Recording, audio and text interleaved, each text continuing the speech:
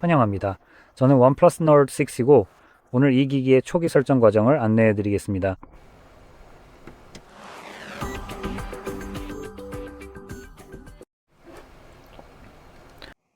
기기를 처음 부팅하면 여러분도 저와 같은 화면을 보게 될 것입니다. 제가 보고 있는 화면은 Never Settle 이라는 문구가 떠 있는데 아이러니하네요. 어쨌든 계속 진행하겠습니다. 화살표를 클릭하면 원하는 언어를 목록에서 선택할 수 있습니다. 저는 이미 영어가 선택되어 있어서 좋지만 그 전에 한 가지 말씀드리고 싶은 점이 있습니다. 시각장애가 있으신 분들은 오른쪽 상단에 있는 접근성 옵션을 확인하실 수 있습니다.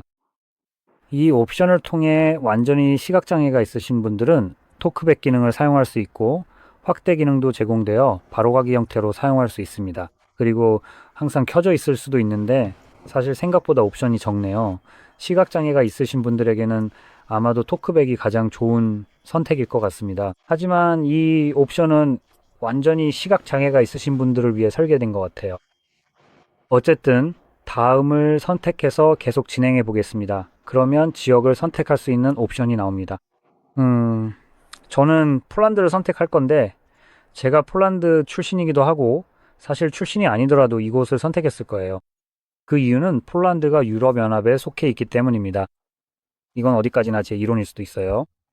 하지만 제 생각은 만약 유럽연합이 소비자 친화적인 법을 만든다면 그리고 그게 정말 소비자에게 유리하다면 본질적으로 기업에 불리하다는 뜻이기도 하죠. 보통 일부 기업들은 유럽연합에서 계속 사업을 하고 싶다면 이런 변화들을 유럽연합 내에서만 적용할 수도 있습니다. 그리고 다른 지역에서는 기존 방식대로 사업을 계속하겠죠.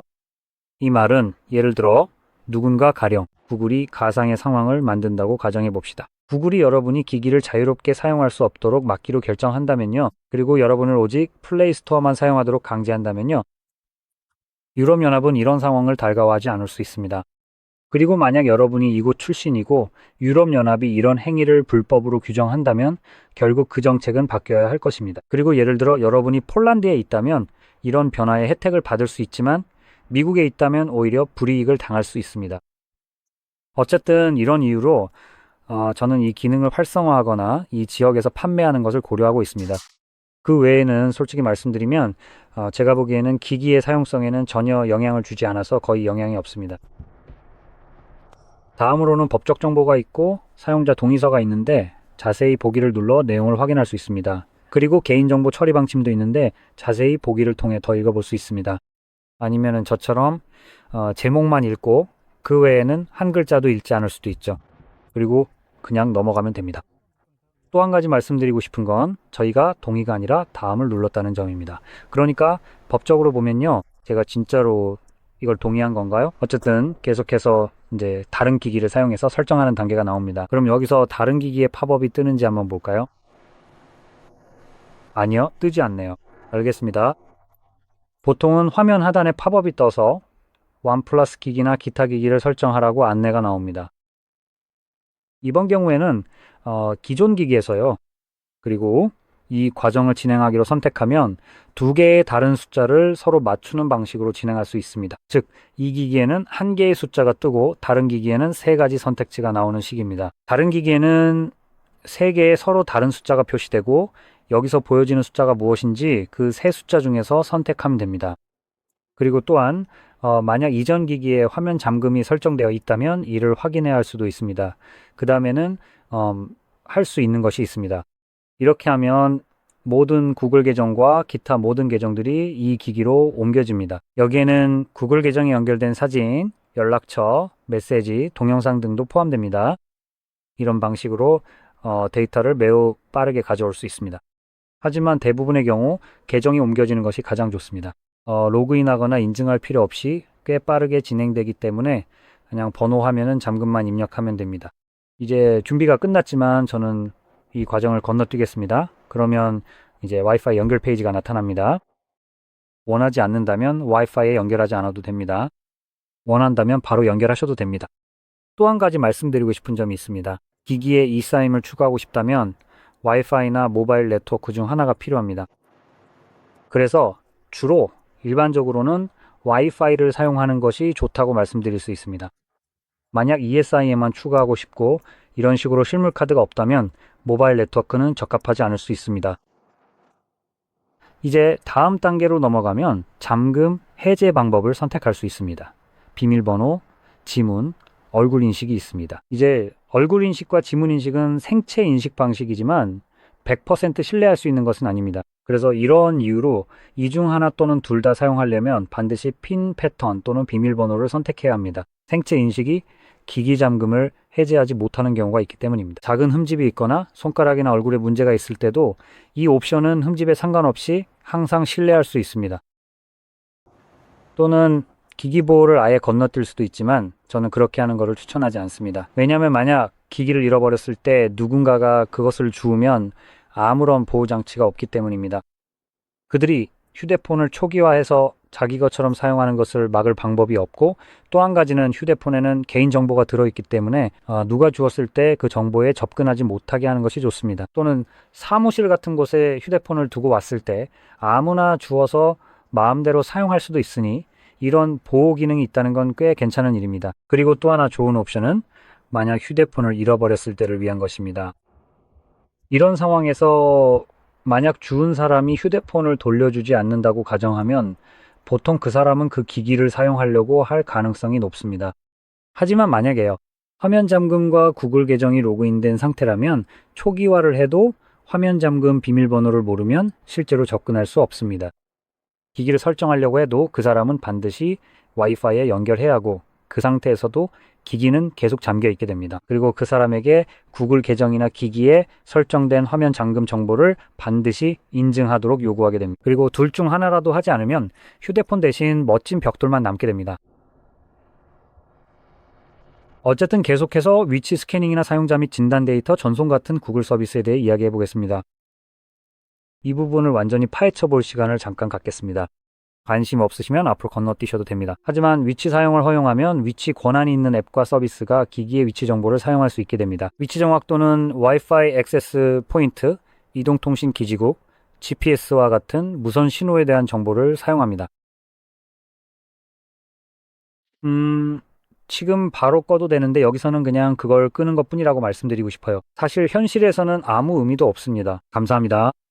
이렇게 하는 주된 이유는 만약 집단 소송이 발생할 경우 미국에 계시기만 하면 항상 소송에 포함될 수 있기 때문입니다. 책임이 있다는 뜻은 아니지만 몫을 받을 수 있다는 거죠. 보통은 뭔가 이유가 있어서 미국 밖에 있으면 그냥 망한 거고 계속 망한 채로 있어야 됩니다. 어쨌든 이건 주로 그런 이유 때문이고 사실 우리가 꼭 해야 되는 것도 아니기 때문입니다. 하지만 이 옵션에 속지 마세요. 아무 의미 없는 옵션입니다. 예를 들어 페이스북 같은 회사들은 당신이 위치 접근을 허용하지 않았더라도 신경 쓰지 않고 앱에서 계속 정보를 수집하거든요. 그들은 당신이 허락하든 말든 상관없이 그렇게 할 겁니다. 그래서 그들이 집단 소송에 휘말리는 거죠. 다음으로 넘어가서 스캔 허용 옵션이 있습니다. 앱과 서비스가 언제든지 와이파이 네트워크와 근처 기기를 스캔할 수 있도록 허용하는 건데, 와이파이나 블루투스가 꺼져 있어도 이론적으로는 기기에서 블루투스나 와이파이가 완전히 꺼지지 않는다는 뜻입니다. 정말 멋지죠? 이건 단지 당신이 앱과 서비스가 이를 스캔하지 못하게 막을 뿐만 아니라 다른 기기들이 당신을 스캔하는 것도 막지 못합니다. 알겠어요. 다음으로 넘어가죠. 네? 사용자 및 진단 데이터 전송, 구글 또는 안드로이드 기기 사용 경험을 개선하기 위해 진단 기기 및 앱 사용 데이터를 자동으로 구글에 전송합니다. 네, 아니요. 구글이 당신의 데이터를 원한다면 다른 사람들이 구글에 돈을 내는 것처럼 구글도 돈을 내야 합니다. 그 게임을 만든 거는 그들이니까 그들도 그 게임을 해야죠. 맞잖아요. 그러니까 이건 완전히 꺼버리세요. 만약 구글이 당신의 데이터를 원한다면요, 개선에 도움을 달라는 헛소리, 이런 말도 안 되는 소리 말이죠. 이미 비용을 지불했잖아요. 개선은 당신 업무가 아니며 보상을 받는 것도 아닙니다. 당신은 돈을 냈고 그거는 그들 일이에요. 이제 그들이 기기 개선용 데이터 값을 당신에게 지불해야 합니다. 아니면 그냥 평소처럼 그걸 팔아먹으려고 할 수도 있죠.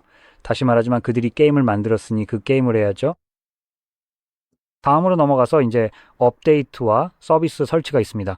이건 기본적으로 구글이 당신에게 우리가 원하는 대로 뭐든 할 수 있게 동의하든지 아니면 그냥 이 기기를 사용하지 말라는 얘기예요. 그리고 계속 진행하면 제 생각엔 이건 일종의 협박 같아요.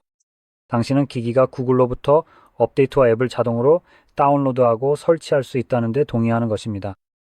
이 말은 본질적으로 구글이 구매 후에 구매 조건을 변경할 수 없다는 뜻이죠. 환상적이네요. 만약 그들이 그런 짓을 안 할 거라고 생각한다면 정말 착각하고 계신 겁니다.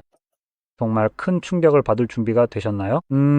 어쨌든 감사합니다. 이미 실제로 일어난 몇 가지 예시를 들어드릴게요.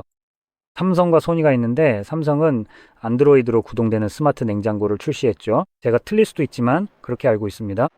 $3,000짜리 삼성 스마트 냉장고를 사고 1년이 지났다고 해보죠. 삼성은 수익이 부족하다고 느꼈는지 그 냉장고 디스플레이에 광고 시스템을 탑재했습니다. 그리고 있잖아요. 그냥 귀여운 가족 사진이나 장보기 목록을 올려놓는 것만으로는 부족하다고 생각한 거죠. 이제는 광고도 봐야 돼요. 왜냐면 우리가 돈을 더 원하거든요. $3,000로는 부족했으니까요. 그러니까 그게 한 가지 사례죠. 맞죠? 이건 기본적으로 OT over the air 업데이트 서비스를 포함하는데 실제로 이 얘기가 주로 그걸 가리키는 것. 자동 업데이트라는 헛소리에 속지 마세요. 또 다른 사례는 소니의 엑스피리아 기기에서 있었는데 이 기기들은 주로 사용할 수 있도록 설계되었습니다. 케이블로 다른 기기에 연결해서 말이죠. 소니 기기, 즉 그들의 알파, 엘파 카메라를 의미합니다. 이 기능을 사용하면은 소니폰을 그 카메라의 외부 디스플레이로 사용할 수 있었는데 제 기억이 맞다면 색상 보정도 되어 있었습니다. 그래서 카메라 화면보다 더 큰 사실상 전문가급 외부 디스플레이를 사용할 수 있었던 거죠. 이게 전부 소니의 더 비싼 기기에서 내세운 특징이었는데 사실 그 가격을 정당화할 만한 다른 기능은 거의 없었습니다. 그리고 다시 말하지만 구매 후에 소니는 이렇게 결정했습니다. 우리가 엑스페리아 기기에 $1,200 혹은 $1,300를 받는 것도 충분하지 않다고요. 이제는 여러분이 그 기능을 사용하려고 그 기능 때문에 폰을 샀는데 그 기능에도 구독제를 도입하겠다고 합니다. 대단하죠. 그리고 구글도 여기서 예외는 아닙니다. 이제는 플레이스토어 외부에서 업데이트 설치를 차단하려는 움직임도 보이고 있습니다. 그리고 그뿐만 아니라 그들은 사실상 사람들이 원하지도 않는 정보를 얻으려고도 하고 있습니다. 그래서 만약 여러분이 앱 개발자라면 사람들이 여러분의 앱을 설치할 수 있게 하려면 사실상 무릎을 꿇고 그들에게 뭔가를 내줘야 합니다. 구글과 단둘이 있는 방에서 그리고 오히려 그들에게 돈을 내야 하죠. 그들이 여러분에게 돈을 주는 게 아니라요. 그러니까 여러분은 자신의 정보를 넘겨줘야 하고 그들에게 돈도 내야 합니다. 그리고 나서야 구글이 여러분의 앱에 서명을 해줘서 다른 사람들이 플레이스토어 외부에서 설치할 수 있게 해줄지도 모릅니다. 그리고 이 앱을 설치하고 싶은 사용자 입장에서도 사실상 말도 안 되는 일들을 겪게 됩니다. 즉, 실제로 앱을 설치하려면 뭔가 쓸데없는 기능을 활성화해야 하고 일정 시간 동안 기다려야만 설치가 가능하다는 뜻입니다. 왜냐하면 아이들을 생각해야 하니까요. 여러분의 자유를 빼앗고 구매 조건을 바꾸고 있다는 사실은 생각하지 말고 그냥 아이들만 생각하세요. 실제로는 바이러스 때문이지만 모두가 아이들 핑계를 대며 똑같은 헛소리를 하고 있습니다.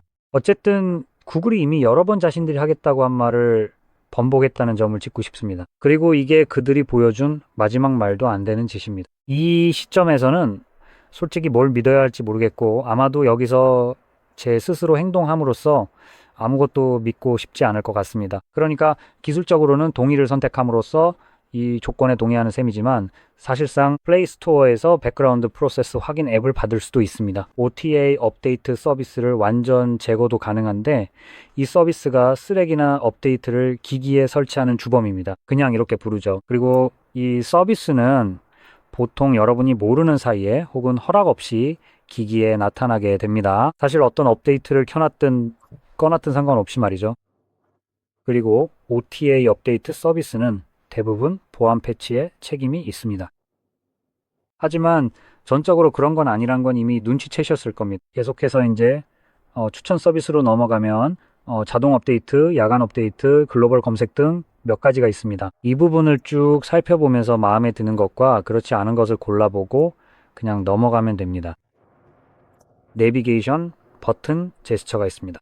설정에는 제스처에 대한 더 많은 옵션이 있는데 예를 들어 원을 그려서 검색하기, 가이드바 숨기기 등 여러 가지가 있습니다. 원한다면 설정이 끝난 후에 나중에 확인해 볼 수 있습니다. 어쨌든 이제 계속 진행해 보죠. 이제 모든 설정이 완료됐으니 시작해 봅시다. 이 영상이 도움이 되셨다면 좋아요와 구독을 눌러주시고 시청해 주셔서 감사합니다.